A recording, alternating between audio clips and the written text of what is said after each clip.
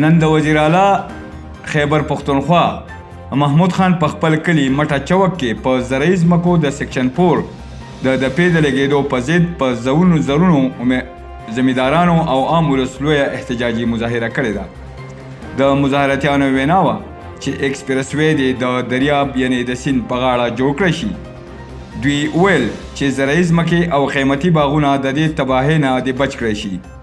دوی دا هم وینا وه چې د سواد ښایستونه او د غریبانانو د معاش یوازینۍ ذریعه دی د نورې تباهۍ نه بچ کړی شي او د سواد باغات شنې اوبه او د دریاب په غاړه آبادیانې دي د تباهۍ نه بچ کړی شي. چې دا خلک چې راوستی دی دا په سواد باندې مین دی، دا په قوم باندې مین دی او دوی دا نه وایي چې د سواد ترقي نه کېږي، دوی دا نه وایي چې په سواد کې د روډ نه جوړېږي.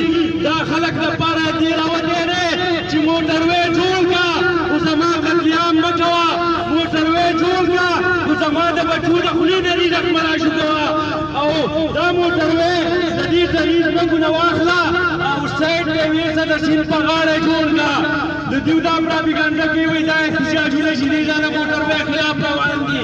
د سواد خلکه دا دغه خلاف نه دي روان د موټروې، دا د جبر او د استحصال خلاف روان دي. او زه تاسو له یو امتحاني درکوم، زه د جماعت اسلامي د دې تحصیل لپاره د میر امیدوار یم. د خپلې پارټۍ د طرفه زما تاسو ته دا یک امتحاني ده که تاسو د پارلیمنټ مخې ته جماعت اسلامي به تاسو سره ولاړئ. تاسو دلته ځان نه ورکوئ، د روټۍ په من باندې شوه، ستاسو بسترې په من باندې شوې. د دې ظلم خلاف، د دې جبر خلاف موږ به ستاسو سره ولاړ یو. او وزیر اعلی صاحب ته وایم چې وزیر اعلی صاحب نن دا خلک تاله په جرګه راغلی دی.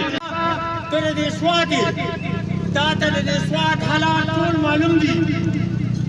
دلته کې د خلکو وړې وړې ځمکې دي او ډېرې قیمتي ځمکې دي. نو برای کرم په دې خلکو رحم وکړه او د دا موټروې چې دی دا د سیند په غاړه باندې په بنجرو ځمکو باندې جوړ کړه. وزیر اعلی صاحبه ته چې د خلکو منتخب کړی نو د دې دپاره یې منتخب کړی چې د دې خلکو مصیبتونه او تکلیفونه به چې مونږ پوره منجلوس دی مونږ دې نه مجبوره کوي دو دې خلال شي. مونږ دو بالکل نه پوره من دی نه مونږ موټر ته نه کوو د داسې له بایپاس دی باغې دې ګاډي دی مونږ دې نه مجبوره کوي. نو دوی ته مونږ خواست کوو ستاسو د دې دا خلک راغلی دی د وزیر اعلی محمود خان د کور مخې ته مونږ در نه کوله. د دې انتظامیې د دې ډي سي خبره مونږ منله او مونږ هغه خپله در نه کینسل کړه. زه دوی ته خواست کوم ډي سي صاحب ته خواست کوم چې دا ملګري زموږ نه قرار کړي.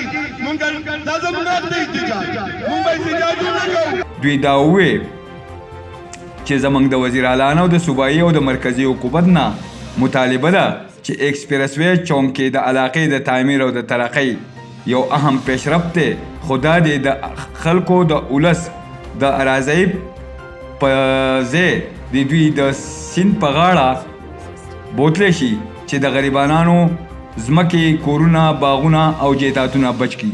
شیر علي خان بشرخیل، ملکن ټي وي، مدین سوات.